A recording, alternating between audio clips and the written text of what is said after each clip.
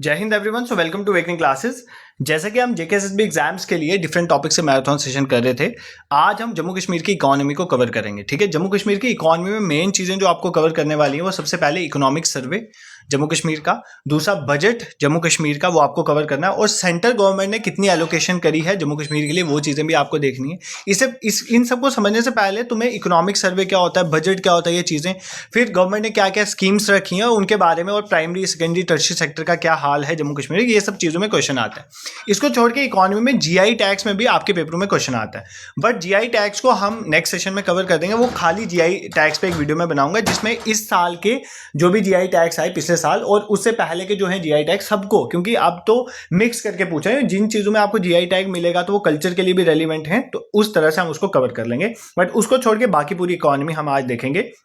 थोड़ा टिपिकल लगता है आपको इकोनॉमी, बट समझ आ जाएगा अच्छे से, बस कंसंट्रेशन समझना जो मैं बताऊंगा। ठीक है, सबसे पहले सब कुछ स्टार्ट करने से पहले आपको एक चीज पता होनी चाहिए कि what is economic survey and what is budget. तो हमारी कहानी यहीं से इकोनॉमी में शुरू होती है। इकोनॉमी में दो चीजें होती हैं जो किसी देश की जो है वो पिक्चर बताते हैं, उसमें सबसे इंपॉर्टेंट चीज है इकोनॉमिक सर्वे और दूसरी चीज होती है बजट। ठीक है, बजट सबसे पहली बात, जो इकोनॉमिक सर्वे होता है ना वो प्रीवियस ईयर का होता है। किसका होता है? प्रीवियस ईयर, पहले साल का। ठीक है, पीछे वाले साल का।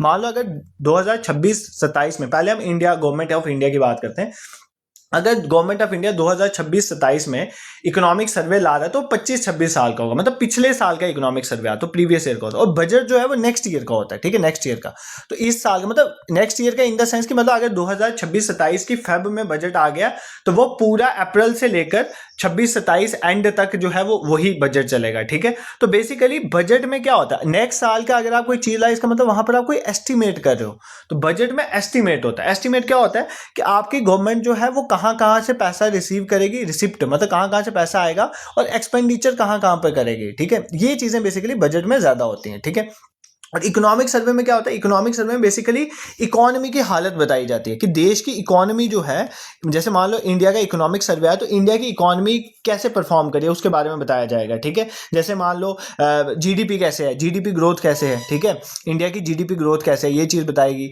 इंडिया में अनएम्प्लॉयमेंट कितनी है, ये सब चीज़ें कहाँ पर होती हैं, ये सब चीज़ें जो हैं वो इकोनॉमिक सर्वे में होती हैं। जैसे मान लो इन्फ्लेशन कितना है, ये सब चीज़ें कहाँ पर बताई जाती हैं, ये सब इकोनॉमिक सर्वे में बताई जाती है। और बजट में ये चीज़ें रखी जाती हैं कि मान लो हम पैसा जो है, इंडिया गवर्नमेंट कहां कहां से पैसा रिसीव कर रही है और इंडिया गवर्नमेंट नेक्स्ट ईयर कितना कितना किस किस चीज में खर्चा करेगी, ये होता है बजट में। बट सबसे इंपॉर्टेंट चीज आपको पेपर में क्वेश्चन पूछता है कि क्या, आजकल स्टेटमेंट वाइज क्वेश्चन बनाया है तो ये चीजें थोड़ी पता होनी चाहिए। आपको पेपर में क्वेश्चन पूछता है कि क्या बजट वर्ड हमारे कॉन्स्टिट्यूशन में मेंशन है, तो नहीं, ऐसा नहीं है। हमारे कॉन्स्टिट्यूशन में कोई भी बजट वर्ड मेंशन नहीं है। उसकी जगह एक वर्ड आता है एनुअल फाइनेंशियल स्टेटमेंट। क्या वर्ड है? Annual financial statement. ठीक है, तो अगर आपको ये पूछा जाए कि हमारे कॉन्स्टिट्यूशन में एनुअल फाइनेंशियल स्टेटमेंट के बारे में कहाँ पे लिखा गया है, तो आर्टिकल 112। तो आर्टिकल 112 जो है वो एनुअल फाइनेंशियल स्टेटमेंट के बारे में बोलता है।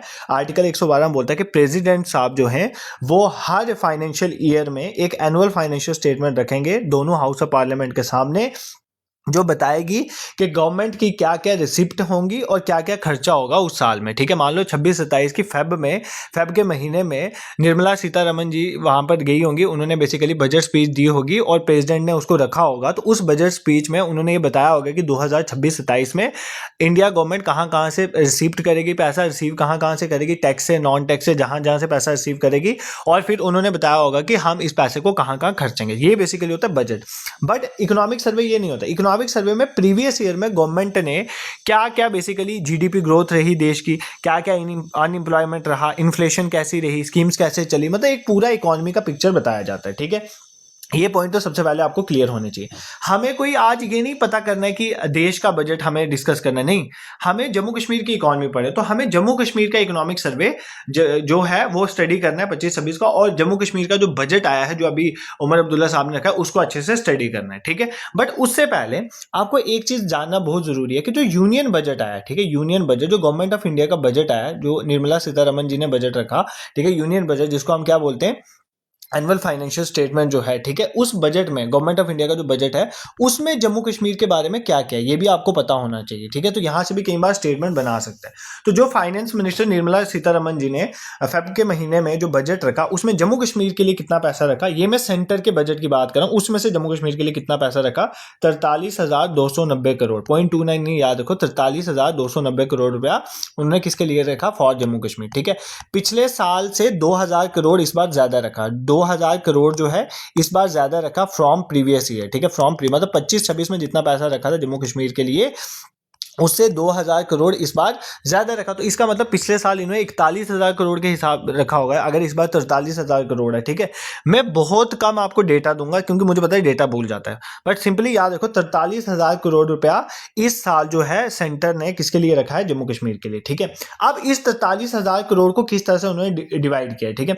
इसमें से 43,000 करोड़ में से 42,000, ये जस्ट आपको रफ आइडिया रखना है, ये बिल्कुल याद नहीं रखना है, 42,650 करोड़ रुपया जो है वो सेंट्रल असिस्टेंस के तौर पे दिया गया है, किसको, स्टेट्स को, मतलब जो भी जम्मू कश्मीर की कमी पेशी होगी उसके लिए आता है ये पैसा, ठीक है।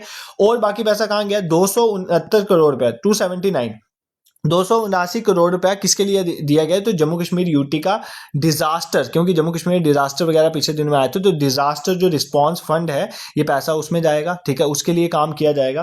फिर 259 करोड़ रुपया किसके लिए दिया इन्होंने, 259 करोड़ रुपया दिया गया एज इक्विटी झेलम तवी, जो आपका प्रोजेक्ट चल रहा है ना, Jhelum Tawi flood recovery project, ठीक है, फ्लड रिकवरी प्रोजेक्ट, ठीक है, फ्लड के लिए, रिकवरी के लिए, प्रोजेक्ट के लिए 259 करोड़ रुपया उसके लिए दिया गया, ठीक है, प्रोजेक्ट के लिए दिया गया। और 101 करोड़ रुपया जो बच गया, 101 करोड़ रुपया वो बेसिकली कैपिटल एक्सपेंडिचर कैपेक्स के लिए दिया गया, किसको, जम्मू कश्मीर को, ठीक है, ये आपको याद रखना है। ये कोई जम्मू कश्मीर का बजट नहीं बताया अभी आपको मैंने, जम्मू कश्मीर में अभी हम घुसे ही नहीं है, इकोनॉमिक सर्वे और बजट जम्मू कश्मीर का नहीं देखा है। मैंने आपको सबसे पहले बताया, सबसे पहले मैंने आपको समझाया इकोनॉमिक सर्वे और बजट होता क्या, मैंने आपको ये बताया इकोनॉमिक सर्वे पिछले साल का होता है, पिछले साल में गवर्नमेंट की क्या जीडीपी रही, गवर्नमेंट का क्या इन्फ्लेशन कैसी रही, अनएम्प्लॉयमेंट क्या रेट था देश में, मतलब प्राइमरी सेक्टर ने कितना कंट्रीब्यूट कैसे, मतलब अगर एक देश की कोई पिक्चर दिखाता है वो इकोनॉमिक सर्वे दिखाता है। बजट नहीं दिखा, बजट तो नेक्स्ट ईयर का एस्टिमेट होता है। मान लो फेब में बजट आ जाता है, अगर 2026-27 के फेब में बजट आता है, वो ये बता रहा है कि अप्रैल में जो नया साल लग रहा है, फाइनेंशियल जो न्यू ईयर लग रहा है, उसमें गवर्नमेंट किस तरह से पैसा रिसीव करेगी, कहां कहां से पैसा रिसीव करेगी और कहां कहां पे वो पैसा खर्चेगी, वो बेसिकली कौन बताता है, यूनियन बजट जो है वो बताता है, ठीक है। अब हमें बेसिकली यूनियन बजट आज डिस्कस नहीं करना था, हम जम्मू कश्मीर की इकोनॉमी देख रहे हैं, तो यूनियन बजट जो गवर्नमेंट ऑफ इंडिया लाया उसमें से जम्मू कश्मीर के लिए क्या रखा वो हमारे लिए पढ़ना जरूरी था। तो जम्मू कश्मीर के लिए 43,290 करोड़ रुपया रखा गया, पिछले साल से 2,000 करोड़ इस बार ज्यादा रखा गया, जिसमें से 42,650 करोड़ रुपया तो जम्मू कश्मीर को जो भी फाइनेंशियल गैप्स होते हैं, रिसोर्स गैप, उनको मैनेज करने के लिए 279 करोड़ रुपया रखा है इन्होंने यूटी डिजास्टर रिस्पांस फंड में, 259 करोड़ रुपया झेलम तवी जो फ्लड रिकवरी प्रोजेक्ट करे, 101 करोड़ रुपया जो है बेसिकली कैपिटल एक्सपेंडिचर के लिए दिया गया। ये किसकी बात कर रहा हूं, ये जो पैसा सेंट्रल गवर्नमेंट ने देना है 2026-27 में, किसको, जम्मू कश्मीर को, ठीक है।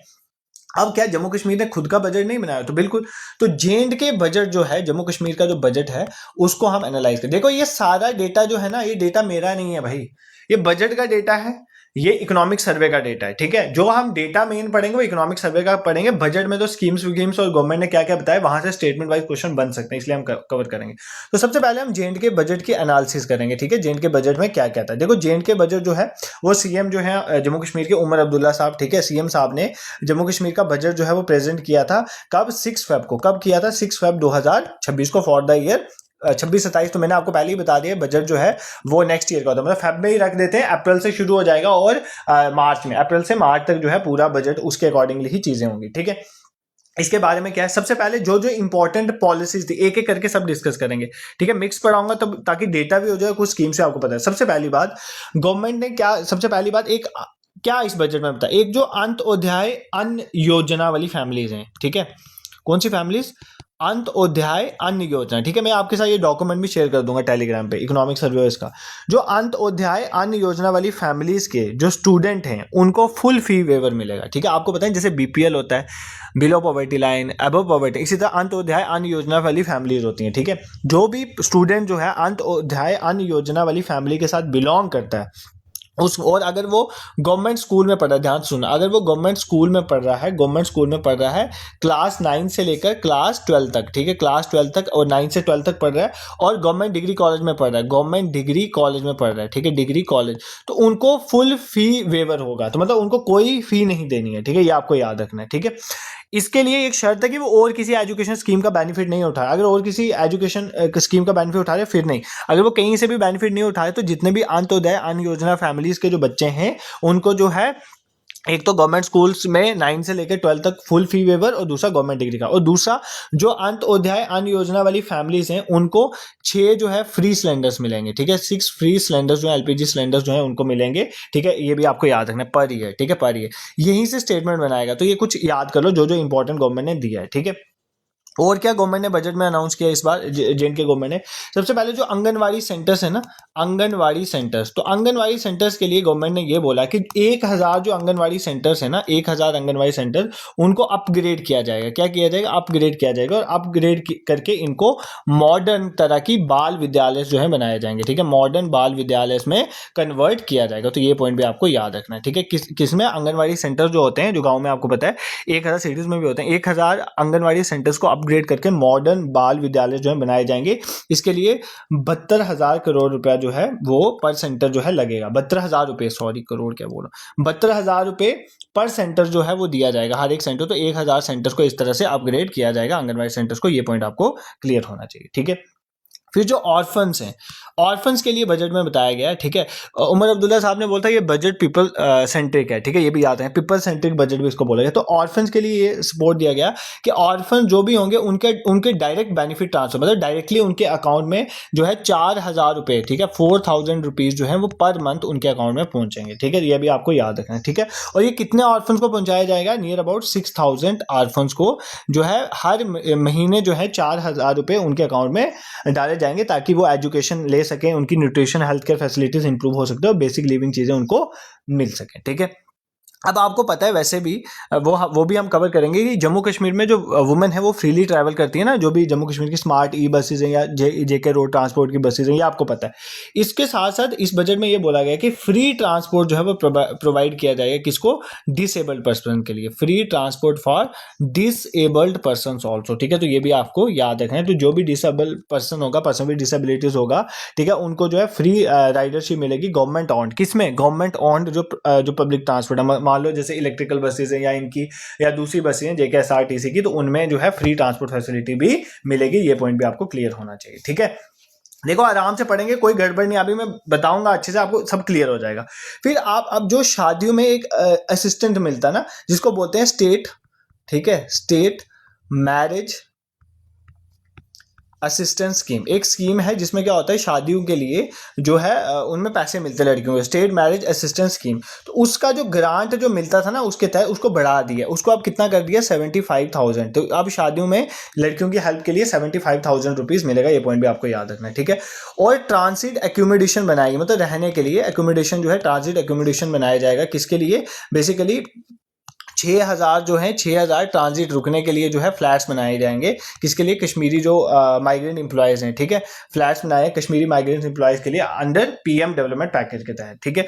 और इंपॉर्टेंट जो आपके एग्जाम के लिए इंपॉर्टेंट है स्मार्ट मीटरिंग, ठीक है, ये इंपॉर्टेंट है स्मार्ट मीटरिंग, यहाँ से भी क्वेश्चन पूछ सकता है। स्मार्ट मीटरिंग के लिए ये बोला गया कि बजट में ये बोला गया कि 100% स्मार्ट मीटरिंग हो जाएगी, ठीक है, 100% स्मार्ट मीटर्स जो है वो लग जाएंगे, आपको जो लग रहे हैं स्मार्ट मीटर्स लग जाएंगे बाय दिसंबर, कब डेडलाइन इस्टेब्लिश किया, दिसंबर 2026 तक, ठीक है, कहां पर, इन अर्बन एरियाज, ठीक है, इन अर्बन एरियाज, तो ये भी आपको याद रखना अर्बन एरियाज में, ठीक है, दिस इज क्लियर, कोई दिक्कत यहां पर नहीं होनी चाहिए। स्मार्ट मीटरिंग के बारे में भी 100% जो है वो स्मार्ट मीटर्स जो है वो लग जाएंगे, अर्बन एरियाज की बात की गई है, अभी रूरल एरियाज की नहीं, अर्बन एरिया की डेडलाइन जो है दिसंबर के महीने में रखी गई है, ठीक है। अगर मैं पावर जनरेशन की बात करें उसके लिए भी यहाँ पे बोला गया है, तो 850 मेगावाट का जो रेटले पावर प्रोजेक्ट बन रहा है ना, रेटले पावर प्रोजेक्ट, और 624 मेगावाट का जो कीरू पावर प्रोजेक्ट, पहले तो आप मुझे दोनों का बताओगे कमेंट सेक्शन में कहाँ पर है, ये तो आपको आना चाहिए। तो ये जो हाइड्रो पावर प्रोजेक्ट्स हैं उनका जो फंडिंग है उसको एक्सपेडाइट की जाएगी ताकि जो है ये जल्दी से जल्दी कंप्लीट हो सके, ठीक है। और टूरिज्म में इसमें एक इंपॉर्टेंट चीज रखी गई है कि 180 करोड़ रुपए का प्रपोजल रखा गया है, किसके लिए, 180 करोड़ रुपए का प्रपोजल है, किसके लिए प्रपोजल रखा गया, प्रपोजल जो अमरनाथ यात्रा जाती है ना, फॉर अमरनाथ यात्रा, उसके लिए इंफ्रास्ट्रक्चर बनाया जाएगा। अमरनाथ यात्रा जो जाती है उसके लिए इंफ्रास्ट्रक्चर को प्रिपेयर किया जाएगा, ठीक है, इंफ्रास्ट्रक्चर को प्रिपेयर किया जाएगा। I hope this is clear to you. देखो अभी डेटा में मैं घुसा ही नहीं, मैं अभी जस्ट आपको बता रहा हूं, अभी हम बजट देख रहे हैं। सही पिक्चर तो डेटा इकोनॉमिक सर्वे में आता है, कंडीशन तो इकोनॉमिक सर्वे बता, ये तो अभी पूरा होगा नहीं होगा किसको पता, ये तो एक तरह का एस्टिमेट है ना कि हम क्या करेंगे। ये एक बेसिकली पॉलिसी बता रहे हैं कि गवर्नमेंट की ये पॉलिसी, गवर्नमेंट इन चीजों पे फोकस करेगी, जम्मू कश्मीर गवर्नमेंट इस बार, ठीक है। तो एक बार वापस पढ़ते हैं, उसके बाद फिर हम देखेंगे कि बेसिकली बाकी भी तो देखना है, जीडीपी का क्या हिसाब है, बजट क्या बोलता है जीडीपी के बारे में, फिर हम देखें इकोनॉमिक सर्वे जो है वो जीडीपी के बारे में क्या चीजें बोलता है। सबसे पहली बात, 6 फरवरी 2026 को सीएम उमर अब्दुल्ला साहब ने जम्मू कश्मीर का बजट जो है वो रखा। उसमें उन्होंने बोला कि जो भी अंत अध्याय अन्न योजना वाली फैमिलीज के बच्चे होंगे उनको जो है फुल फी वेवर मिलेगा और 6 फ्री सिलेंडर्स उनको फैमिलीज को मिलेंगे पर ईयर।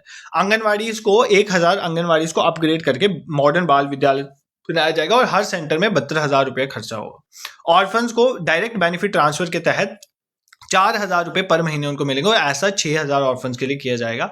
फ्री ट्रांसपोर्ट होगा डिसेबल्ड पर्सन के लिए, जस्ट लाइक वुमेन के लिए है जम्मू कश्मीर में। स्टेट मैरिज असिस्टेंस स्कीम्स के तहत जो पैसा मिलता है उसको बढ़ा के 75,000 कर दिया गया। ट्रांसिट एकोमोडेशन जो है उनका प्रोसेस जो है जल्दी कंप्लीट किया जाएगा। 100% स्मार्ट मीटर्स जो है वो दिसंबर 2026 तक अर्बन एरियाज में बनाए जाएंगे। 850 मेगावाट का जो रेटले और कीरू हाइड्रो पावर प्रोजेक्ट है उनके प्रोसेस को फास्ट ट्रैक पे किया जाएगा। अमरनाथ यात्रा के लिए भी प्रपोजल है, ठीक है। अब यहां से कोई भी स्टेटमेंट वाइज क्वेश्चन आएगा ना तो मुझे पूरा यकीन है कि तुम कर लोगे, ठीक है। अब आप ये बोलोगे कि सर बजट में एस्टिमेट कितना रखा गया है, कितना पैसा हम खर्च करेंगे, वो बजट में वो जो होता है बजट एस्टिमेट कितना है। देखो आपको ना पेपर में नेट बजट एस्टिमेट, दो चीजें होती हैं, एक होता है ग्रॉस बजट एस्टिमेट, ठीक है। ग्रॉस बजट एस्टिमेट मतलब एस्टिमेट है कि आप कितना खर्चा कर लोगे, उसको बोलते हैं ग्रॉस बजट एस्टिमेट, ठीक है। और दूसरा है नेट बजट एस्टिमेट। अब मैं फर्क भी बता दूंगा, don't worry. Net budget estimate, तुम्हें ऐसा नहीं लगना चाहिए कि हमें इकोनॉमी आती नहीं है तो आपको ये सेशन समझ, सब चीजें समझ। ग्रॉस, देखो ग्रॉस बजट एस्टिमेट, ग्रॉस में जो होता है उसमें हम वो भी डाल देते हैं। मान लो हमें कोई, हमने किसी से लोन लिया था उसका पैसा देना है, ओवरड्राफ्ट वगैरह, ठीक है, एडवांस लिया और वो पैसा देना है तो उसमें ग्रॉस में डाल देते हैं। वो क्लियर पिक्चर नहीं बताता है, क्लियर बजट में एक पिक्चर बताता है जो हमारा नेट बजट एस्टिमेट होता है। तो ग्रॉस बजट एस्टिमेट 1,27,767 करोड़ है, ठीक है। बट आपको पेपर में नहीं पूछेगा, आपको ये पूछेगा 1,13,767 करोड़, ठीक है। तो 1,13,767 करोड़ रुपया जो है इस बार का नेट बजट एस्टिमेट जो है वो रखा गया है, ठीक, इतना खर्च होगा। इसमें से अब दो पार्ट में पैसा खर्च होता है ना, एक होता है रेवेन्यू खर्चा, ठीक है। अगर आपको थोड़ी बहुत इकोनॉमी आती नहीं आती है तो मैं भी बताऊंगा। कैपिटल खर्चा, रेवेन्यू खर्चा वो होता है जिस खर्चे से कोई एसेट नहीं बने। मान लो कोई इंफ्रास्ट्रक्चर, कोई बिल्डिंग नहीं बन रही है, मान लो किसी की सैलरी जा रही है या डायरेक्टली किसी के अकाउंट में पैसे जा रहे हैं, तो इससे कोई कैपिटल एसेट थोड़ी बन रहा है हमारा, कोई इंफ्रास्ट्रक्चर रोड्स नहीं बन रही। तो रेवेन्यू एक्सपेंडिचर माना जा रहा है कि इसमें से 80,640 करोड़ रुपया तो रेवेन्यू एक्सपेंडिचर ही हो जाएगा और 33,127 करोड़ रुपया जो है वो कैपिटल एक्सपेंडिचर होगा, जहां से बेसिकली एसेट वगैरह बनेंगे, ठीक है। कोई दिक्कत तुम्हें नहीं होनी चाहिए यहाँ पर। और प्रोजेक्टेड जो मतलब कितनी ग्रोथ होगी प्रोजेक्ट किया गया ना, अभी देखो बजट में सब चीजें एस्टिमेट और प्रोजेक्शन होती है। तो प्रोजेक्ट किया गया है कि जो हमारी जम्मू कश्मीर की जो स्टेट, जम्मू कश्मीर स्टेट है उसकी जो जीडीपी है, जिसको बोलते हैं ग्रॉस स्टेट डोमेस्टिक प्रोडक्ट, ठीक है, जीएसडीपी, वो जो है कितनी रहेगी। तो प्रोजेक्शन ये की गई है 9.5% में जम्मू कश्मीर जो है उसकी जीडीपी ग्रो करेगी, जम्मू कश्मीर की जीडीपी, ठीक है। और मतलब नॉमिनल टर्म्स में अगर हम बात करें, नॉमिनल टर्म्स में, ठीक है, जीडीपी जो है नॉमिनल और रियल टर्म्स में कैलकुलेट, नॉमिनल टर्म्स में 3,15,822 करोड़ के हिसाब से जो हमारी जीडीपी जो है वो ग्रो करेगी और प्रोजेक्शन कितने 9.5% के हिसाब से, ठीक है। आपको कुछ समझ नहीं है, आपको इसके बारे में कोई नॉलेज नहीं है तो मैं बताता हूँ ना जीडीपी क्या होती है। सर नॉमिनल जीडीपी ये टर्म्स कहाँ पर यूज करो, जीएसडीपी क्या होती है। देखो अगर मैं इंडिया, ये समझने के लिए यहाँ पर ना, ये बजट का पार्ट नहीं है, समझने के लिए, ठीक है। देखो जीडीपी क्या होती है, आप जिस देश में रह रहे हो, हम इंडिया में रह रहे हैं, तो इंडिया की टेरिटरी के अंदर, किसकी बात कर रहा हूं, इंडिया की टेरिटरी के अंदर, डोमेस्टिक टेरिटरी में, इंडिया की टेरिटरी के अंदर कितनी वैल्यूज के गुड्स और सर्विसेज प्रोड्यूस होते हैं विद इन अ ईयर, एक साल के अंदर, विद इन अ ईयर, एक साल के अंदर इंडिया में, इंडिया की टेरिटरी के अंदर, इंडिया की जो बाउंड्रीज हैं उसके अंदर कितने पैसे की मॉनेटरी वैल्यू, हम पैसे निकालते हैं ना, कितने वैल्यू की monetary value of goods and services produce, तो कितने वैल्यूज के हम गुड्स और सर्विसेज प्रोड्यूस करते हैं इंडिया के अंदर एक साल में, ठीक है। तो कितनी monetary value goods and services लेते हैं with in a year in the domestic territory of India, उसको बोलते हैं इंडिया की जीडीपी, ठीक है। बट जब भी हम किसी स्टेट या यूटी की बात करें उसको जीडीपी नहीं बोलेंगे, वो होगा GSDP. GDP is gross domestic product, GSDP is gross state domestic product या यूटी डोमेस्टिक प्रोडक्ट। उस यूटी के अंदर, यूटी मतलब जम्मू कश्मीर यूटी की जो टेरिटरी है उसके अंदर कितने गुड्स एंड सर्विसेज की वैल्यू, पैसे, कितने पैसों की गुड्स एंड सर्विसेज हम एक साल में प्रोड्यूस कर रहे हैं, वो जम्मू कश्मीर की जीएसडीपी है। ये आपको पता होना चाहिए। तो ये हम बोल रहे हैं कि जम्मू कश्मीर की जो जीएसडीपी है, जम्मू कश्मीर की जो मॉनेटरी वैल्यू है गुड्स एंड सर्विस प्रोडक्शन की, वो हमने माना एक प्रोजेक्शन किया कि 9.5% के हिसाब से जम्मू कश्मीर इस बार ग्रो करेगा।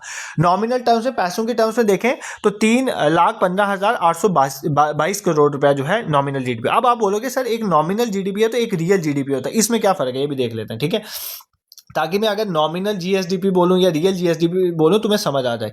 नॉमिनल और रियल में फर्क क्या होता है? देखो, नॉमिनल होता है जब भी हम किसी चीज को नॉमिनल प्राइस में कैलकुलेट करते हैं ना, तो नॉमिनल और रियल में ये फर्क है। नॉमिनल में हम क्या करते हैं, उसमें हम इन्फ्लेशन को साथ लेके चलते हैं, ठीक है, और रियल टाइम में हम क्या करते हैं, इन्फ्लेशन को एडजस्ट कर लेते हैं। ध्यान से सुनो, अब तुम्हें समझ नहीं आया मैं अभी बता रहा हूँ।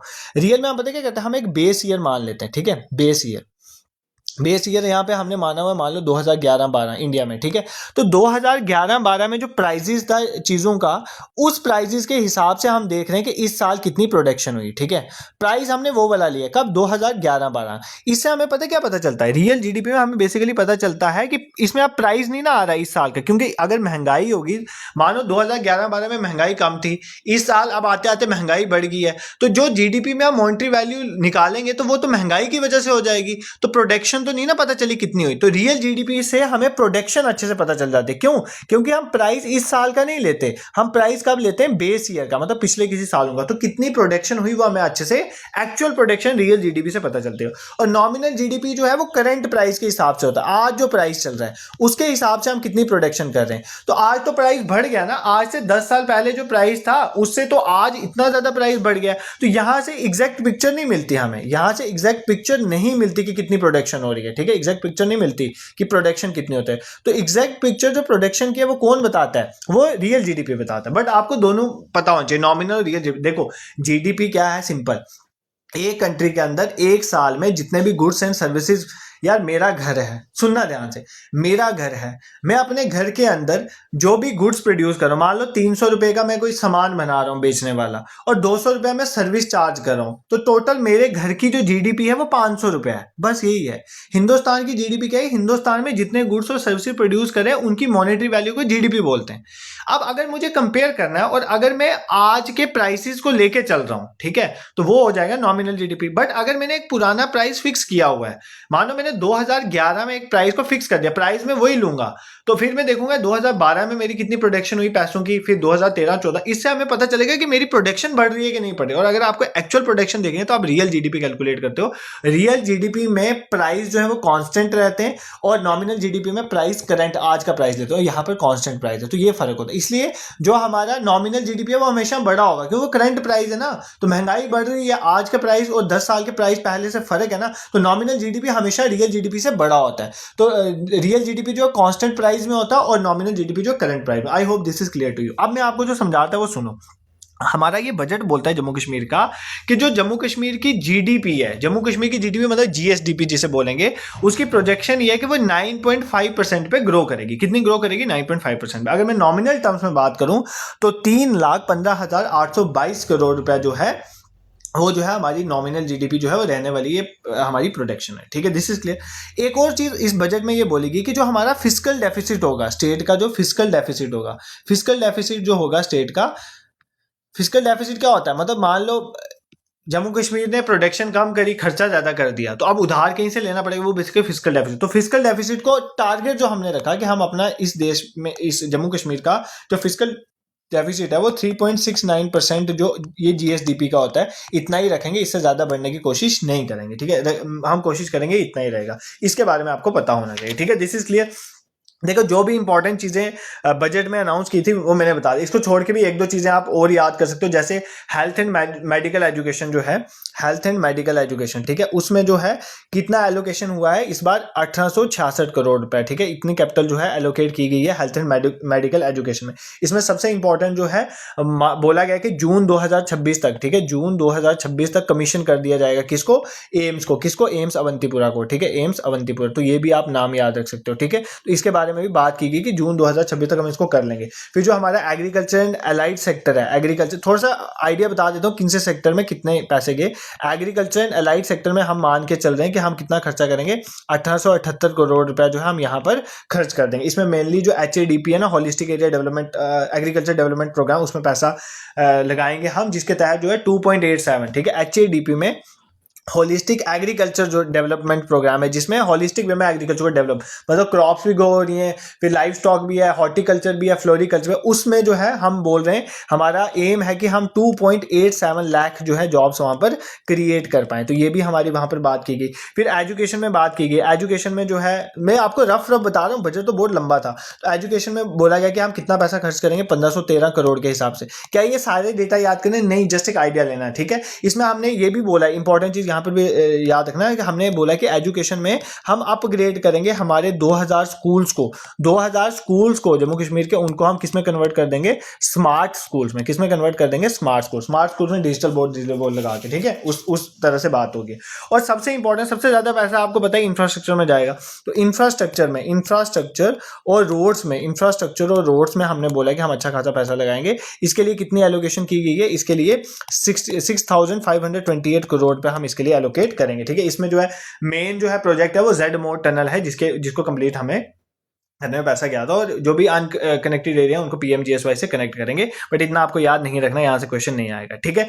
ये आपका था जम्मू कश्मीर का बजट। यहां से क्वेश्चन आने की प्रोबेबिलिटी मतलब 60-70% है, बट इकोनॉमिक सर्वे से ज्यादा होती है, ठीक है। हम इसके बाद इकोनॉमिक सर्वे पढ़ेंगे, बट इकोनॉमिक सर्वे में जाने से पहले मैं तुम्हें थोड़ा बजट के बारे में समझाना चाहता था, ताकि तुम्हें पता चीजें क्लियर हो, ठीक है। जो अभी तक पढ़ा इसको रिवाइज करेंगे। देखो, भागने की जरूरत नहीं है, जो पढ़ा अच्छा। आपकी इकोनॉमी में दो ही मेन कंपोनेंट है, इकोनॉमी, किसी भी देश की इकोनॉमी पढ़ो या किसी यूटी या स्टेट की इकोनॉमी पढ़ो, उसका बजट और उसका इकोनॉमिक सर्वे ही उसके पिलर हैं, ठीक है। और क्वेश्चन भी वहीं पे आते हैं, तो आपको अच्छे से इसको कवर करना। बाकी GI टैग से भी क्वेश्चन पूछता है यहाँ पे इस टॉपिक, बट GI टैग में आज इसलिए नहीं पढ़ा रहा क्योंकि GI टैग्स में जो सिर्फ इस साल के या पिछले साल के पढ़ने की जरूरत है, हमें पूरे पढ़ने पड़ेंगे। GI टैग कल्चर का भी पार्ट है।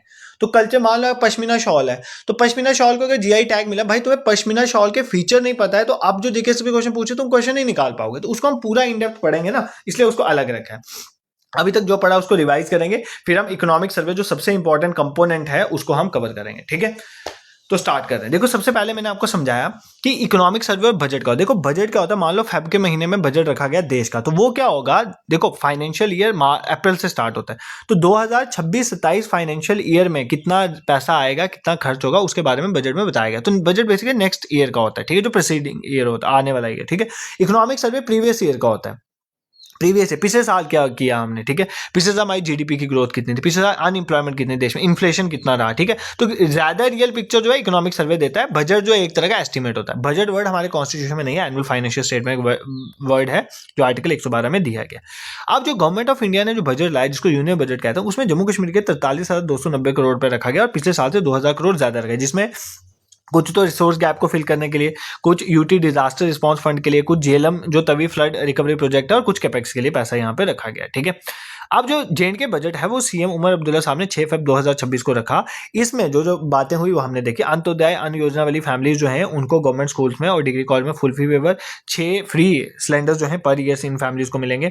आंगनबाड़ी 1000 को हम अपग्रेड करके मॉडर्न बाल विद्यालय बनाएंगे। ऑर्फन्स को के अकाउंट में डायरेक्ट बेनिफिट ट्रांसफर करता है, 4000 रुपये पर महीने, 6000 ऑर्फन को मिलेगा। फ्री ट्रांसपोर्ट सर्विस हम डिसेबल्ड पर्सन के लिए भी स्टार्ट करेंगे, जैसे कि हमने फीमेल्स के लिए स्टार्ट करी थी। स्टेट मैच असिस्टेंस स्कीम के तहत जो पैसा मिलता है उसको बढ़ा के 75,000 रुपये कर देंगे। ट्रांसिट एकोमोडेशन में हम 6000 ट्रांसिट फ्लैट्स जो बना रहे हैं उनको बेसिकली उनके काम को हम फास्ट करेंगे, फास्ट ट्रैक पे करेंगे। स्मार्ट मीटरिंग जो है 100% जो है स्मार्ट मीटर जो है दिसंबर 2026 तक अर्बन एरिया में लगा देंगे। 850 मेगावाट का रेटले और 624 मेगावाट का कीरो प्रोजेक्ट को फास्ट करेंगे। और अमरनाथ यात्रा के लिए भी हमने पैसा जो है प्रपोज किया है, ठीक है। अब एस्टिमेट ये माना गया है कि हमारा जो है इस बार का बजट जो है एक 27,767 करोड़ रहेगा, बट नेट आपको याद रखना है, ठीक है। इसमें हमारी ये प्रोजेक्शन है कि हमारी जीडीपी जो है यूटी की, जीएसडीपी जिसे कहते हैं, वो 9.5% के पास रहेगी और नॉमिनल टर्म्स में बोल रहे हैं 3,15,822 करोड़, ठीक है। और इसमें जो हमने बजट एस्टिमेट रखा उसमें ज्यादा पैसा जो है रेवेन्यू एक्सपेंड, आपको बेसिकली पेपर में क्वेश्चन कैसा आएगा, आपको बोलेगा जो बजट एस्टिमेट है उसमें रेवेन्यू एक्सपेंडिचर ज्यादा रखा है, कैपिटल ज्यादा रखा है। हमारी जो प्रोजेक्शन है ये तो जीएसडीपी तो पता होना चाहिए, 9.5% बजट बोल रहा है, ठीक है, नॉमिनल टर्म्स में, ये थोड़ा आपको आइडिया होना चाहिए। फिर जीडीपी क्या होता है, आपकी एक देश की टेरिटरी के अंदर एक साल में जितने भी गुड्स एंड सर्विसेज प्रोड्यूस हो रहे हैं उनकी मॉनिटरी वैल्यू, इसको कैलकुलेट करने के बहुत से मेथड हैं, जैसे ग्रॉस वैल्यू एडेड मेथड, जिसके लिए expenditure method, consumption method, different method से हम जीडीपी को कैलकुलेट करते हैं, ठीक है। और जीडीपी जो है नॉमिनल प्राइसेस पे भी होती है और रियल प्राइसेस पे भी होती है, रियल जीडीपी और नॉमिनल प्राइसेस मतलब करंट प्राइसेस, आज के प्राइस के हिसाब से कितनी प्रोडक्शन हो रही है गुड्स एंड सर्विसेज की, अगर मैं वो कैलकुलेट करूं तो मैं नॉमिनल जीडीपी, बट अगर मैंने एक बेस ईयर मान लिया उसके हिसाब से मैं कैलकुलेट करूं तो रियल जीडीपी, बेसिकली कितनी प्रोडक्शन देश में हो रही है ना, वो ज्यादा अच्छे से रियल जीडीपी बताता है, ठीक है, ये आपको याद रखना है। बाकी जब कभी पढ़ेंगे ना इकोनॉमी तो अच्छे से कवर, वैसे मैंने पढ़ाई भी है। तो फिजिकल डेफिसिट का हमने टारगेट रखा है कि हम 3.69% ऑफ जीएसडीपी के हिसाब से रखें, बट वो अचीव होना मुश्किल है। उसके बाद जो है हेल्थ एंड मेडिकल एजुकेशन, ये किस किस सेक्टर में कितना पैसा गया वो उसके बारे में चीज़ें आ गई। तो ये आपका होली सोली जो बजट है इस साल का, किसका, जम्मू कश्मीर यूटी का, उसके बारे में कुछ बातें थी, ठीक है। अब सबसे इंपॉर्टेंट जो हमने पढ़ना है, जहां से पेपर में क्वेश्चन आएंगे, दैट इज इकोनॉमिक सर्वे, ठीक है, इकोनॉमिक सर्वे। तो इकोनॉमिक सर्वे जो है, अगर मान लो इकोनॉमिक सर्वे 26-27 में आया तो वो कब का होगा, 25-26 का होगा, ठीक है, बस ये आपको क्लियर होना चाहिए, ठीक है। तो 25-26 का जो इकोनॉमिक सर्वे है इसको हम अच्छे से कवर करेंगे, ठीक है। उसके बाद तो लेटेस्ट नहीं है, यही हमारे पास है। आई होप आपको सेशन पसंद आ रहा है। अगर सेशन पसंद आता है ना तो इस यूट्यूब चैनल को सब्सक्राइब भी कर दिया करो, थोड़ा सा इतना टाइम तो मुझे दे सकते हो, और शेयर भी करा करो अपने दोस्तों के साथ, अगर पसंद आता है तो। नहीं आता तो फिर कोई ज़रूरत नहीं है, ठीक है। बाकी टेलीग्राम और व्हाट्सएप के लिंक डिस्क्रिप्शन में मैंने डाले होते हैं, उनको जरूर ज्वाइन कर लो, कोई पीडीएफ या कुछ भी मुझे बताना, नोटिफाई करना, वहीं पर मैं शेयर करता हूँ, तो उसको भी आप ज्वाइन कर सकते हो, ठीक है। ये 2 मिनट बातें होगी, अब करते हैं स्टार्ट। देखो सबसे पहली बात, अब आपको बजट का डेटा, इसका इकोनॉमिक सर्वे का data is most authentic data, आपको यही मानना होता है, और यही इसमें से भी एग्जाम में से क्वेश्चन आते हैं, ठीक है। अब मैं आपको बताता हूँ इकोनॉमिक सर्वे में जो भी मेजर हाइलाइट्स थी उनके बारे में कवर करेंगे, और ये डॉक्यूमेंट गूगल में अवेलेबल है, सभी कोई भी इसको डाउनलोड कर सकता है इस इकोनॉमिक सर्वे को, और उसके जो पहले 2-3-4 पेज भी अगर आप पढ़ लोगे, ये भी वही डेटा आपको पूरा क्लियर हो जाएगा, ठीक है। सबसे इसलिए मैंने आपको पहले ही जीडीपी का कंसेप्ट समझा दिया। देखो यहाँ एक होती है, मैंने आपको बोलता है, एक होता है रियल जीएसटी, हम किसकी बात करें, यूटी की बात करें, किसकी बात करें, यूटी जेएंडके की बात करें ना, उसका इकोनॉमिक सर्वे। तो इसका मतलब क्या होगा, रियल जीएसडीपी होगा, जीडीपी नहीं, GSDP, gross state domestic product, और दूसरा होगा नॉमिनल जीएसडीपी, ठीक है, नॉमिनल जीएसडीपी, ठीक है। अब जो मैं डेटा लिखूंगा इंपॉर्टेंट, वो आपको याद रखना है, ठीक है। एस्टिमेट किया जा रहा है कि जो रियल जीएसडीपी है वो जम्मू कश्मीर यूटी की कितने परसेंट पे ग्रो करेगी, 5.82%, कितने परसेंट से ग्रो करेगी, 5.82%, और नॉमिनल जीडीपी कितने परसेंट पे होगी, 8.89% के हिसाब से होगी, ठीक है। ये इकोनॉमिक सर्वे बोल रहा है, ये आपको डेटा याद रखना है, ठीक है। अगर मैं मानूं, अगर मैं नॉमिनल टर्म्स में बोलूं, तो अमाउंट कितना होगा, 2.86 लाख करोड़, कितना अमाउंट है, 2.86 लाख करोड़।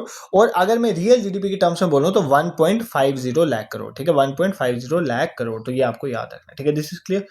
देखो ये बढ़ा है, अगर मैं नॉमिनल जीडीपी पिछले साल की बात करूं, जम्मू कश्मीर की पिछले साल की बात करूं, 2024-25 के इकोनॉमिक सर्वे क्या बोलता है, 2024-25 का इकोनॉमिक सर्वे ये बोल रहा था कि जो रियल जीडीपी है जम्मू कश्मीर की वो 1.45 लाख करोड़ थी, इस बार कितनी है, 1.50 लाख करोड़, और जो नॉमिनल वाली थी वो 2.65 लाख करोड़ हुए थे, इस बार कितनी है, 2.86 करोड़, ना पहले से बड़ा है, थोड़ा ही बड़ा बट बड़ा है। तो आपने ये याद रखना है कि जो हमारा इकोनॉमिक सर्वे है 2025-26 का जम्मू कश्मीर यूटी का, वो बोलता है कि रियल जीएसडीपी 5.82% के हिसाब से और नॉमिनल जीएसडीपी 8.89% के हिसाब से ग्रो करेगी, और इनके टर्म्स में भी मैंने आपको बता दिया, ठीक है।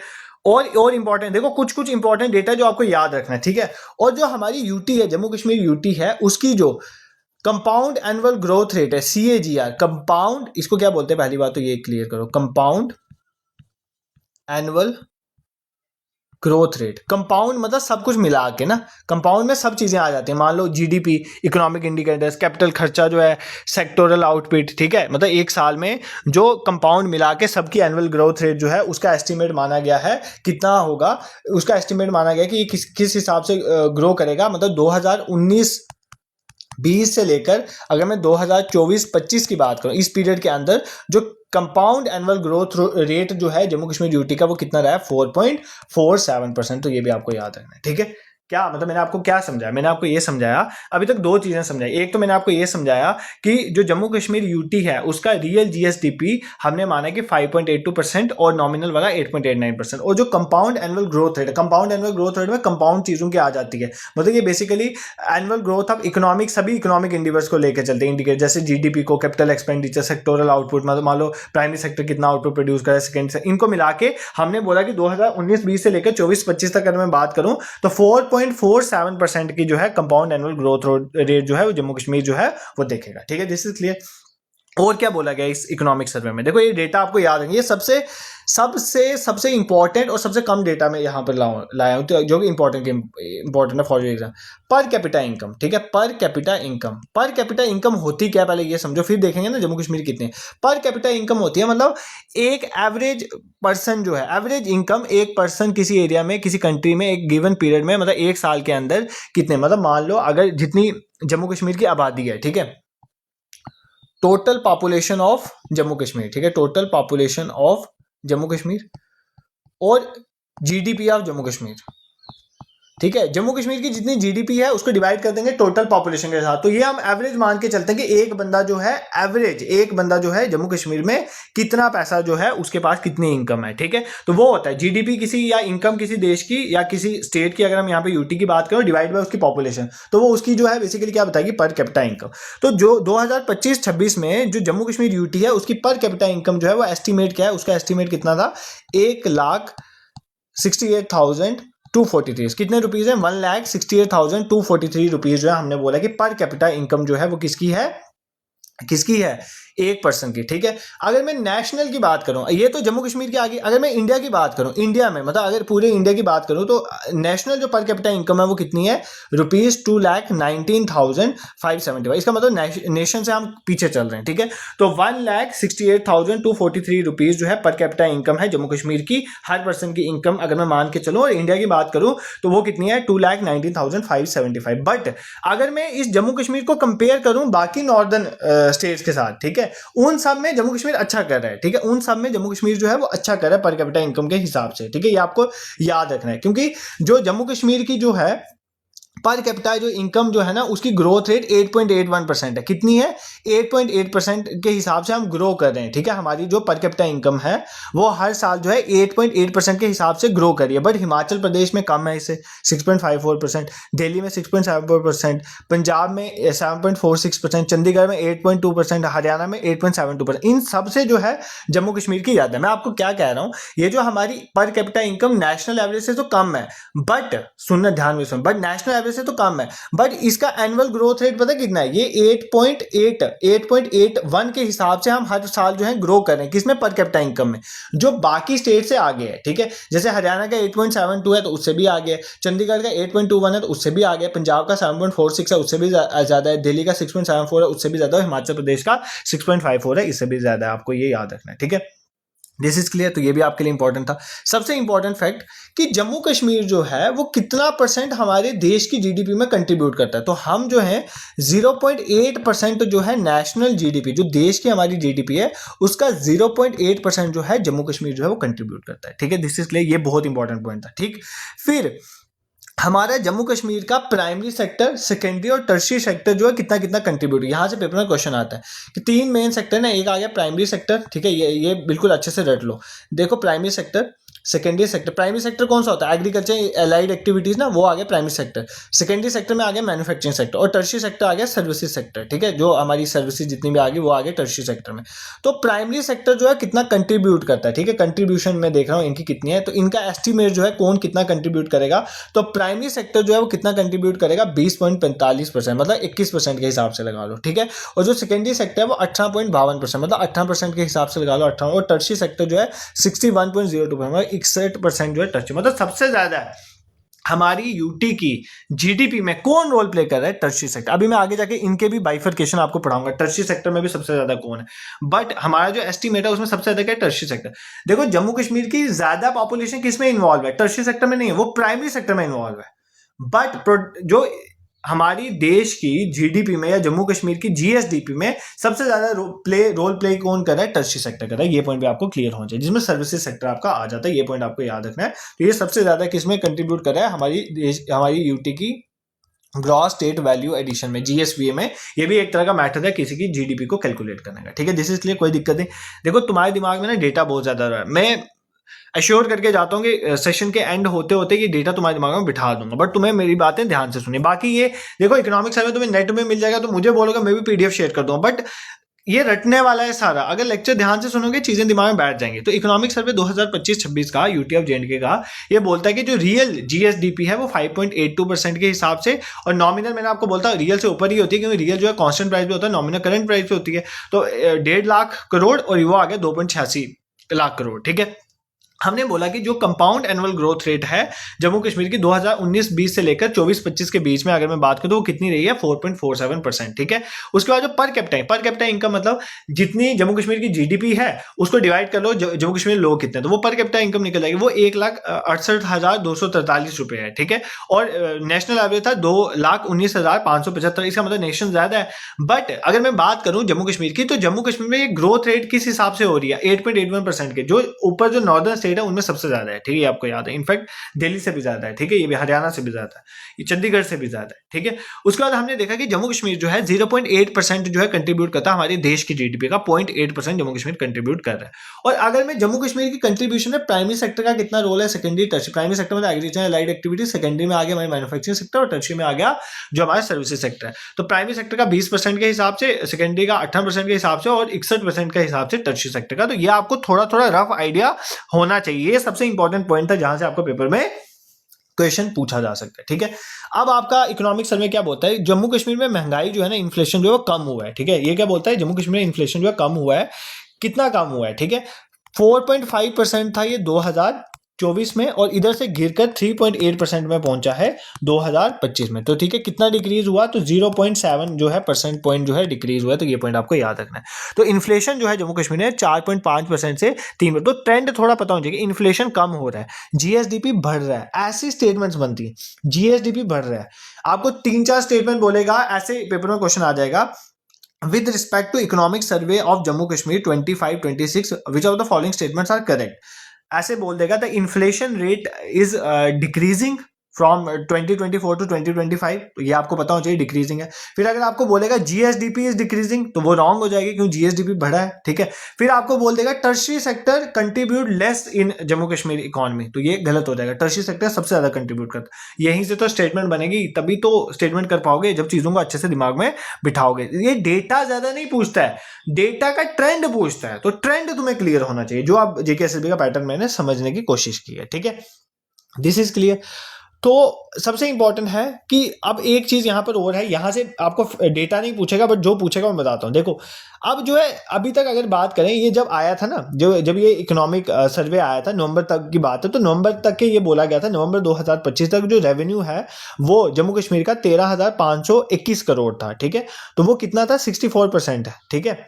64% तक रेवेन्यू जो है हमने 2024-25 के लेवल का हमने रिसीव कर लिया था नवंबर के महीने में, ठीक है। बट ये आपको नहीं पूछेगा, आपको ये पूछेगा कि नॉन टैक्स रेवेन्यू ज्यादा आता है कि टैक्स रेवेन्यू ज्यादा आता है Jammu Kashmir? Non tax revenue, ये पॉइंट यहां से पूछा गया। टैक्स रेवेन्यू ज्यादा क्या आता है, नॉन टैक्स या टैक्स? जो हम टैक्स लेते हैं वो ज्यादा आता है कि उसको छोड़ के बाकी फीस वगैरह जो चीजें आती है नॉन टैक्स रेवेन्यू वाली, वो ज्यादा है? देखो नॉन टैक्स रेवेन्यू की जो टोटल रेवेन्यू में कंट्रीब्यूशन है वो बड़ी है। पहले वो कितनी थी? 2021-22 में, ये इंपॉर्टेंट चीज याद रखें, 2021-22 में था वो 29%। नॉन टैक्स रेवेन्यू जो पूरी रेवेन्यू में कंट्रीब्यूट करता था, उसको बढ़ के 33% हुआ है 2024-25 में, ठीक है। इसका मतलब ये है कि ये अभी भी कितना पहुंचा? 33%। इसका मतलब जो है आपका टैक्स रेवेन्यू ज्यादा है, नॉन टैक्स रेवेन्यू कम है। तो ये आपको मेन चीज मुझे ये बतानी थी। तो ज्यादा कौन सा है? टैक्स रेवेन्यू ज्यादा है, उससे नॉन टैक्स रेवेन्यू जो है वो कम होता है। ये पॉइंट आपको याद रखना है, ठीक है। और जो सबसे ज्यादा है टैक्स रेवेन्यू में, जो सबसे ज्यादा कंट्रीब्यूट करता है ना, टैक्स रेवेन्यू में कंट्रीब्यूट करता है पावर टैक्स। तो पावर, बिजली का जो टैरिफ लगता है ना, वो जो है वो बड़ा है सबसे ज्यादा। ये पॉइंट भी आपको याद रखना। तो पावर टैक्स के बारे में तुम्हें याद रखना। अगर पेपर में पूछ गया कि सबसे ज्यादा इंक्रीज जो है रेवेन्यू वो किस चीज में हुआ, तो पावर टैक्स में हुआ है, ठीक है। पावर टैक्स में मैं फिगर नहीं लिख रहा, फिगर तुम वैसे ही भूल जाओगे, ठीक है। फिगर भी लिख देता हूँ अगर मैं तुम्हें लिखना है। तो सबसे ज़्यादा रेवेन्यू जो है वो पावर सेक्टर में आया था, तो पावर सेक्टर में रेवेन्यू आया था। तो जो कितना हुआ था पावर सेक्टर में रेवेन्यू जो है, जो पहले हुआ था कंपैरेटिवली, अगर वो 2021-22 में पावर से अगर जो है 2716 करोड़ रुपया आता था, ठीक है, उससे बढ़ के 4908 करोड़ रुपया जो है वो 2024-25 में आया। तो ये आपको थोड़ा ट्रेंड पूछ सकता है कि किस से ज्यादा रेवेन्यू जो है जम्मू कश्मीर को जनरेट हुआ, तो ये पॉइंट आप क्लियर कर सकते हो। ठीक है, मैंने आपको ये बताया कि नॉन टैक्स रेवेन्यू का जो कंट्रीब्यूशन है टोटल रेवेन्यू में वो बढ़ा है, पहले 29% था, फिर 33% हुआ है। ये पॉइंट आपको याद रखना है। ठीक है, तो इतना आपको याद रखना है। दूसरा मैंने आपको ये बताया कि ज्यादा जो रेवेन्यू कंट्रीब्यूटर है, सबसे ज्यादा रेवेन्यू किस में बढ़ा है, वो पावर सेक्टर में बढ़ा है। वो 2716 करोड़ रुपया अगर 21-22 में था, वो 4908 करोड़ रुपया जो है 24-25 में हो गया। तो ये पॉइंट आपको सबसे ज्यादा जो है अपने एग्जाम के लिए याद रखना है। ठीक है, दिस इज क्लियर, कोई दिक्कत नहीं। अब देखो ऐसे आप पूरा डेटा, ऐसे तो रेवेन्यू एक्सपेंडिचर कितना था, फिर कैपिटल एक्सपेंडिचर कितना था, तुम सब कुछ याद कर लोगे, नहीं याद रहेगा यार, सच बोल रहा हूं, नहीं याद रहेगा।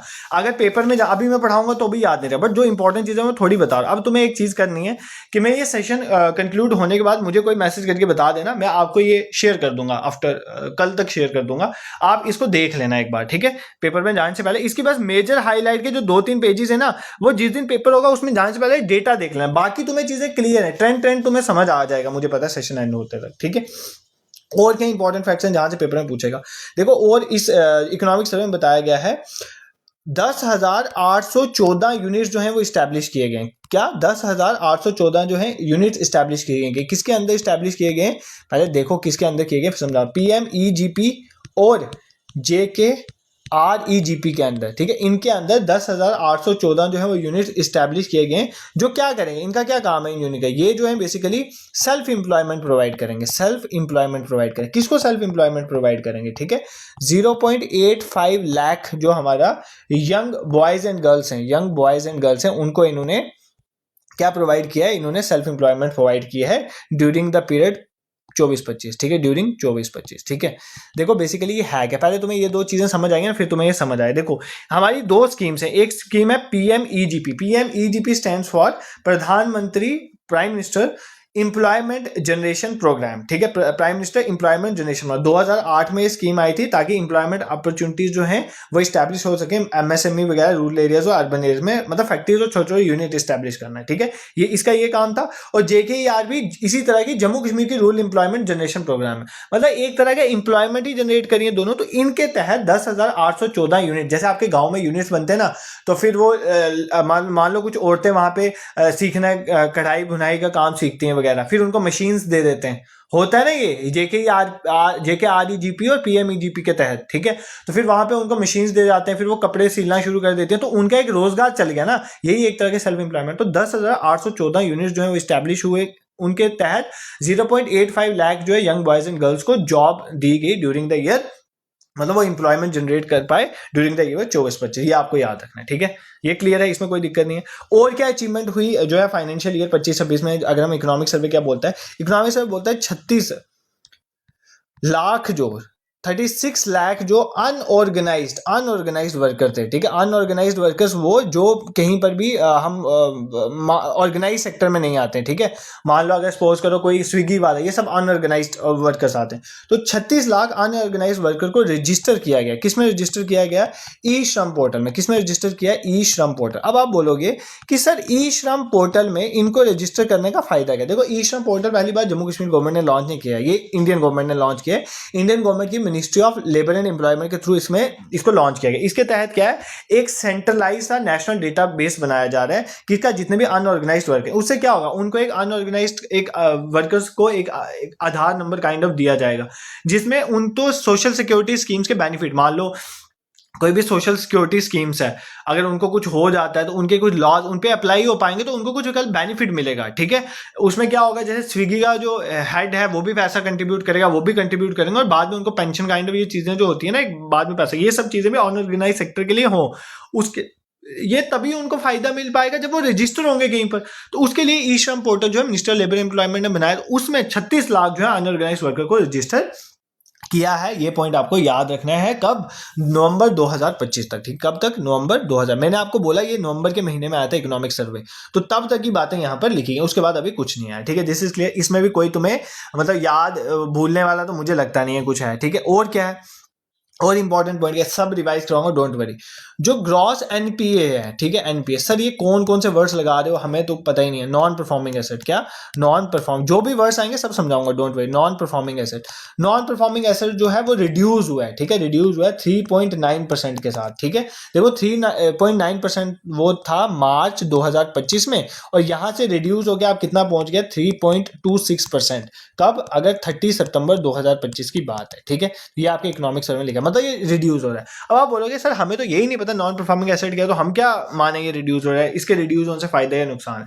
देखो नॉन परफॉर्मिंग एसेट क्या होता है, मान लो तुमने बैंक से पैसा लिया, ठीक है, और अब तुम उसका इंटरेस्ट नहीं चुका पा रहे हो, 90 दिनों से तुमने इंटरेस्ट नहीं चुका है, तो बैंक मान लेता है कि ये पैसा बंदा दे भी नहीं सकता अब, तो उसको एनपीए में डिक्लेयर कर देते हैं। फिर बैंक उससे रिकवरी लेने की कोशिश करता है, ठीक है। तो उसमें से रिकवरी आ गया तो एनपीए मतलब डिक्रीज हो गया, तो हमारा जो एनपीए वो अच्छा नहीं होता है किसी भी इकोनॉमी के लिए, ठीक है, किसी भी बैंक के लिए, किसी भी ऑर्गेनाइजेशन के लिए। तो एनपीए जो है कम होना चाहिए, तो ग्रॉस एनपीए जो है नॉन परफॉर्मिंग एसेट जो है डिक्रीज हुआ, ये अच्छा है। तो 3.9% से कितना गया? 3.26%। तो ये पॉइंट भी तुम्हें क्लियर होना चाहिए। आई होप इसमें तुम्हें कोई दिक्कत नहीं होगी, ठीक है। फिर मिशन युवा, देखो भाई मैंने आपको करंट अफेयर्स जम्मू कश्मीर के जो पढ़ाया ना, वो सेक्शन जरूर देख लेना, क्योंकि करंट अफेयर्स में मैंने मिशन युवा को अच्छे से समझाया। मिशन युवा जम्मू कश्मीर का एक इंपॉर्टेंट इस बार कंपोनेंट रहेगा, ठीक है। तो मिशन युवा, सबसे पहली बात, मिशन युवा है क्या, ठीक है। मिशन युवा, व्हाट इज युवा स्टैंड्स फॉर? युवा मतलब यूथ, ठीक है। तो युवा स्टैंड्स फॉर, युवा इसके पूरे नाम है युवा उद्यमी, ठीक है, उद्यमी विकास अभियान, ठीक है। बेसिकली जो है युवाओं का एक विकास करने के लिए, मतलब उनको बेसिकली एक एम्प्लॉयमेंट देने के लिए एक मिशन युवा है, ठीक है। इसको जो है यहाँ पर जो है सीएम उमर अब्दुल्ला ने जम्मू कश्मीर में इसको लॉन्च किया था 28 जून 2025 में, ठीक है। इसमें तहत हम क्या करें, हम एंटरप्रेन्योरशिप डेवलप करें ना, एंटरप्रेन्योर बना रहे हैं, एंटरप्रेन्योरशिप, ठीक है, एंटरप्रेन्योरशिप जो है हम डेवलप करें।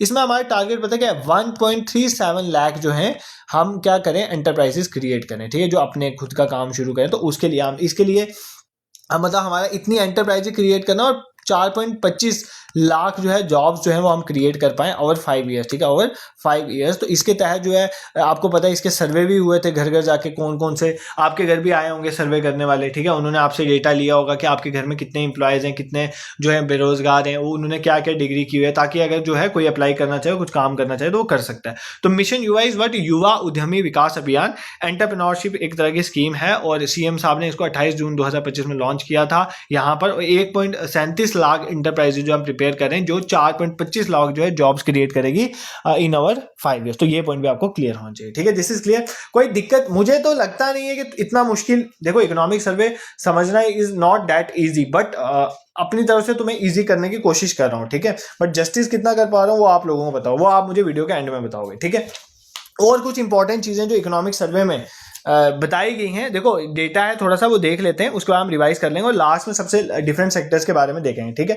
देखो हमारा जो फूड प्रोडक्शन है, ठीक है, टोटल फूड प्रोडक्शन है, सभी को मिला के टोटल फूड प्रोडक्शन जो है, अब आपको पेपर में ऐसी स्टेटमेंट आ सकती है, क्या टोटल फूड प्रोडक्शन जो है जम्मू कश्मीर में इंक्रीज हुआ, तो बढ़ा है या डिक्रीज हुआ? तो इंक्रीज हुआ है। कितना इंक्रीज हुआ है? आपका इकोनॉमिक सर्वे बोलता है 1.33% जो है वो इंक्रीज हुआ है, ठीक है। पहले कितना था? 20,904, ठीक है, लाख क्विंटल जो था पहले था, ठीक है। इधर से बढ़ के कितना हुआ है? अब इधर से बढ़ के 21,181 लाख क्विंटल जो है बेसिकली अब जो है हो गया। तो मतलब लास्ट एक साल में, लास्ट 1 ईयर, एक साल में जो है कितना ग्रो हुआ है? तो 1.33%, इतना आपको याद रखना, ठीक है। This is clear. ये तो आ गया फूड प्रोडक्शन की बात करें, टोटल फूड प्रोडक्शन। फिर आपको जो हॉर्टिकल्चर सेक्टर है, तो हॉर्टिकल्चर आपको पता है जम्मू कश्मीर में हॉर्टिकल्चर सेक्टर जो है बहुत इंपॉर्टेंट पिलर है हमारी इकोनॉमी का। तो एक साल में बेसिकली एनुअली जो है 10,000 करोड़ रुपया हम यहाँ से जनरेट करें, 10,000 करोड़ एनुअली जो है हम जनरेट करें हॉर्टिकल्चर सेक्टर में, ठीक है। और ये कितने लोगों को लाइवलीहुड प्रोवाइड कर रहा है, ठीक है, कामकाज कितने लोगों को प्रोवाइड कर रहे हैं, लाइवलीहुड प्रोवाइड कर रहा है 35 लाख लोगों को डायरेक्टली अगर कोई बोले तो हॉर्टिकल्चर सेक्टर इनको जो है बेसिकली लाइवलीहुड प्रोवाइड कर रहा है। और इनडायरेक्टली अगर मैं बात करूं तो 7 लाख फैमिलीज को, 7 लाख फैमिलीज को, ठीक है। आपको थोड़ा आइडिया होना चाहिए ना कि जम्मू कश्मीर का हॉर्टिकल्चर सेक्टर भी अच्छा है, ये आपको पता होना चाहिए, ठीक है।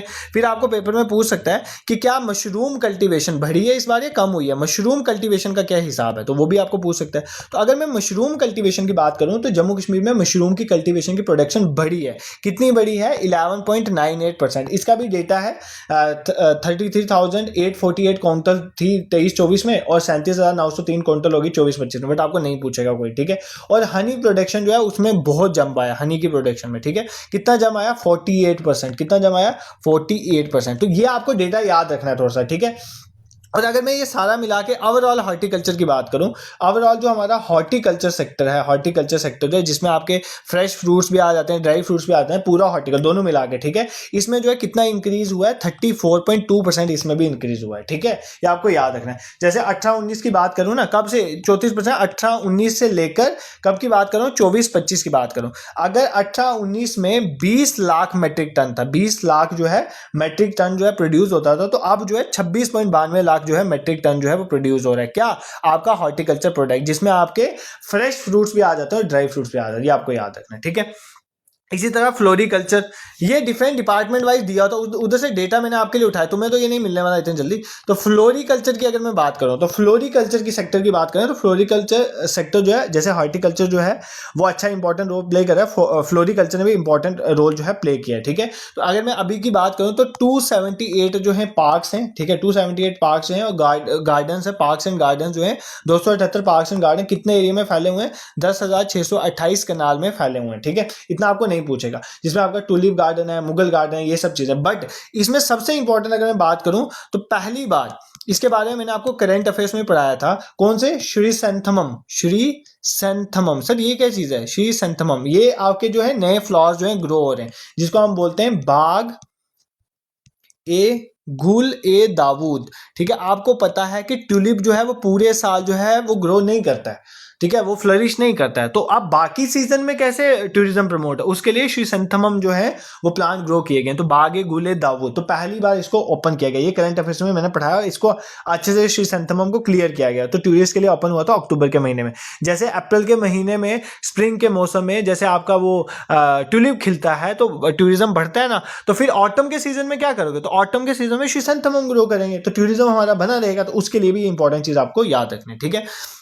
बाकी जो आपकी पीएम किसान स्कीम है, ठीक है, पीएम किसान स्कीम जो है, पीएम किसान संपदा स्कीम जो है, जिसके तहत जो है किसानों को 6,000 रुपया मिलता है ना साल का, 6,000 रुपीज पर ईयर, ठीक है, पर ईयर मिलता है, जिसमें 2,000 रुपए के हिसाब से 3 इंस्टॉलमेंट आती है ना 4-4 महीने के बाद। तो इनको टोटल जो है 2,000 रुपये करके 6,000 रुपया आता है, ठीक है। तो उसमें भी जो है जम्मू कश्मीर के लोगों को पैसा मिला है, ठीक है, ये आपको याद रखना है, ठीक है। अब इंपॉर्टेंट यहाँ पर ये पूछ सकते हैं कि टूरिज्म सेक्टर जो है, टूरिज्म सेक्टर जो है वो कितना यूटी की जीडीपी में कंट्रीब्यूट करे? तो 7% हमारी यूटी की जीडीपी का वो कौन ही कंट्रीब्यूट करे? Tourism sector. और ये भी किसमें आता है? टर्शियरी सेक्टर में, इसलिए टर्शियरी सेक्टर अच्छा खासा है, ठीक है, ये पॉइंट आपको याद रखना है।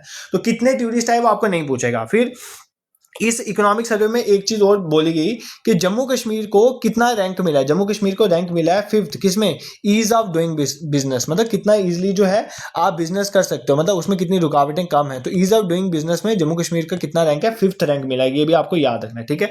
और इंपॉर्टेंट क्या था, ठीक है, उसमें देख लेते हैं, उसके बाद सब रिवाइज करेंगे, देन कुछ नई चीजें देखेंगे जो इसके इंपॉर्टेंट है। उसके बाद एक दो चीजें और इंपॉर्टेंट हुई। जम्मू कश्मीर जो है वो पहला बना, क्या? वर्ल्ड का, ठीक है, वर्ल्ड का जम्मू कश्मीर ने वर्ल्ड में पहला QR code based GI certification मिला, ठीक है, बेस्ड जीआई सर्टिफिकेशन, ठीक है। तो ये आपको याद रखना है। तो वर्ल्ड में सबसे पहले GI certification QR code based, तो जम्मू कश्मीर ने इसमें पायनियर किया है, ठीक है, जिसमें इनको सर्टिफिकेट मिला है 51,197 शॉल में, 19,686 कारपेट्स को जीआई का लेबल लगा है, ठीक है, इसकी ऑथेंटिसिटी को प्रोटेक्ट करने के लिए, ठीक है। अभी रिसेंटली आपको पता हमारे आर्ट क्राफ्ट जो है उनको जीआई टैक्स मिला है, ठीक है, और 17 और को भी मिलने वाला है। आर्ट को भी रिसेंटली मिला, 10 प्राइमर कुल मिला के 18 के हिसाब से तो अभी तक मिल चुका है। इनके बारे में पढ़ेंगे, मैं जीआई टैक्स यहाँ पे कवर नहीं कर रहा, ऑल्दो ये सेशन अभी ही 1 घंटे का हो गया तो जीआई टैग भी कवर करता बहुत आगे चल जाता, बट जीआई टैग मैंने ऐसे भी कवर नहीं करता, उसमें कल्चर का एंगल भी है, उसको उस तरह से कवर करेंगे क्योंकि वहां से बहुत क्वेश्चन आ रहे हैं, ठीक है, उसको अच्छे से कवर कर लेंगे।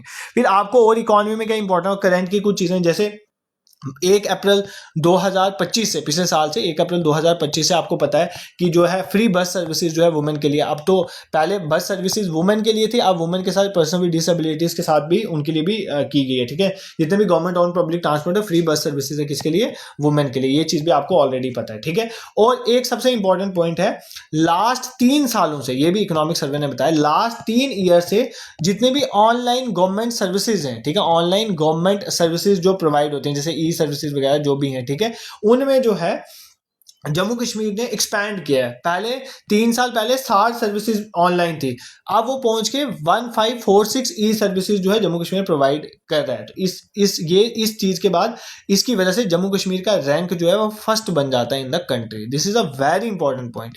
ये आपको स्टेटमेंट बना के पूछ सकता है कि क्या जम्मू कश्मीर का रैंक फर्स्ट हुआ है कंट्री में, क्योंकि लास्ट 3 सालों में जम्मू कश्मीर ने ऑनलाइन गवर्नमेंट सर्विसेज में काफी अच्छा रोल प्ले किया है। तो बिल्कुल 60 सर्विसेज पहले चलती थी, अब 1546 ई सर्विसेज जो है वो प्रोवाइड हुए हैं, तो जम्मू कश्मीर का रैंक पहला बन गया है कंट्री में। ठीक है, दिस इज क्लियर।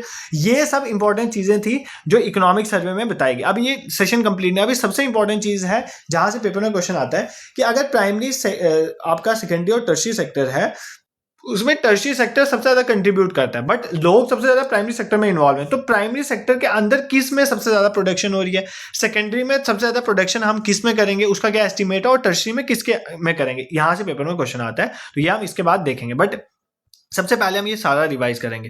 देखो, मुझे कोई दिलचस्पी नहीं है कि मैं जल्दी जल्दी कंक्लूड करवा दूं आपको। अगर आपको पीछे याद ना हो तो फिर पढ़ने का फायदा क्या है मेरे से। ठीक है, पहले हम इसको एक बार और देख लेते हैं। बस पानी मिलना चाहिए, बाकी क्लास चल जाएगी। ठीक है, बाकी तुम लोग और भी मैराथन सेशन के लिए बोल रहे हो, आई विल ट्राई कि ये आपका एक तो जूनियर सिस्टम वालों का पेपर भी पास हो, और बाकी बच्चों के लिए भी जो मैराथन सेशन है वो जल्दी जल्दी मैं प्रोवाइड करूं। तो अब हर दिन तो मैं प्रोवाइड करूंगा, कोशिश करूंगा कि मैराथन सेशन आपको मिलता रहे। ठीक है, क्योंकि आपकी मैराथन सेशन की ज़्यादा डिमांड रहती है। तो इकोनॉमिक सर्वे 2025-26 में रियल जीएसडीपी जो है 5.2% और नॉमिनल 8.89, नॉमिनल ज़्यादा है। कंपाउंड एनुअल ग्रोथ रेट जो है 4.47% के हिसाब से 2019-20 से 24-25 के बीच। पर कैपिटा इनकम की बात करूं तो पर कैपिटा इनकम जो है 1,68,000 के हिसाब से, पर कैपिटा मतलब जीडीपी को डिवाइड कर लो टोटल पॉपुलेशन जेएंडके की। ठीक है, और जेएंडके जो है 0.8% जो है नेशनल जीडीपी का जम्मू कश्मीर कंट्रीब्यूट करता है। प्राइमरी सेक्टर जो है 20% और सेकेंडरी 18% और टर्शियरी जो है 60%। सबसे ज्यादा कंट्रीब्यूशन जो है वो टर्शियरी सेक्टर की है ग्रॉस स्टेट वैल्यू एडेड में। ठीक है, इन्फ्लेशन जो है वो कम हुआ है 4.5% से 3.8%। नॉन टैक्स रेवेन्यू बढ़ा है 29 से 33%, बट टैक्स रेवेन्यू इससे ज्यादा है, ये आपको याद रखना। और पावर सेक्टर में जो है रेवेन्यू हमने काफी बढ़ाया है। ठीक है, ये आपको क्लियर होना चाहिए।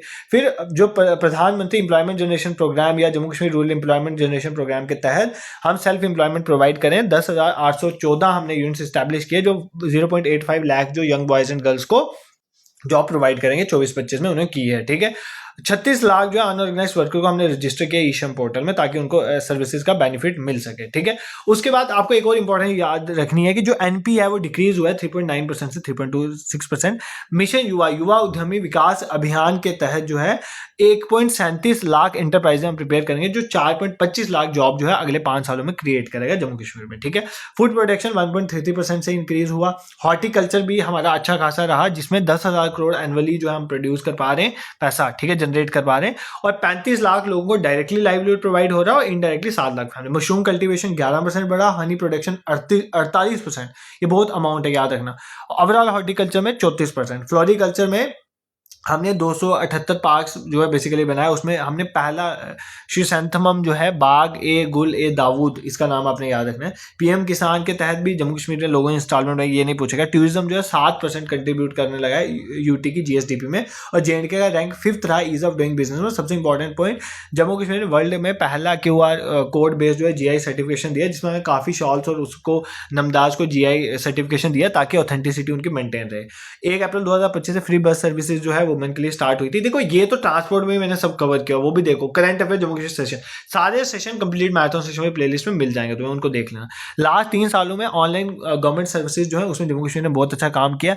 60 सर्विसेज 3 साल पहले होती थी, अब 1546 e services almost Jammu Kashmir provide की जाए, इससे भी ज्यादा हो गई होंगी, जिसकी वजह से जम्मू कश्मीर का रैंक जो है फर्स्ट हो गया कंट्री में। ठीक है, दिस इज क्लियर। जो भी इंपॉर्टेंट चीजें थी इकोनॉमिक सर्वे में जहां से क्वेश्चन आ सकता था वो मैंने बता दिया, कौन सा सेक्टर कितना कंट्रीब्यूट करता है वो भी हमने देख लिया। अब हमने सब डिवीजन देखने, जैसे हमने देखा कि प्राइमरी सेक्टर जो है, अगर मान लो प्राइमरी सेक्टर हमारा 18% कंट्रीब्यूट कर रहा है, ठीक है। अब प्राइमरी सेक्टर जो 18% कंट्रीब्यूट कर रहा है उसके अंदर जो है हमें क्या एस्टिमेट है कि सबसे ज्यादा कौन कंट्रीब्यूट करेगा, ठीक है।